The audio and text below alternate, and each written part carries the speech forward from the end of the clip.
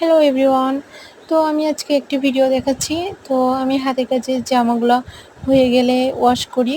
প্রত্যেকটা dress wash করার পরে আয়রন করি। তো আমি দেখুন ওয়াশ করার জন্য প্রত্যেকটি ড্রেস বের করে নিচ্ছি এবং এর সবগুলো আজকে আমি ব্ল্যাক কালার ওয়াশ করব।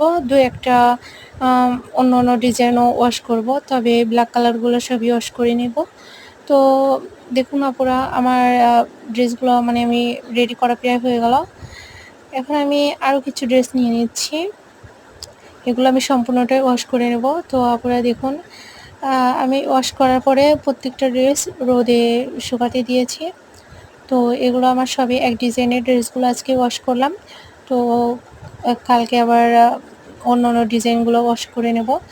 তো দেখুন আপুরা কত সুন্দরভাবে শুকাতে দিয়েছি এবং আমি আয়রন করে নেব।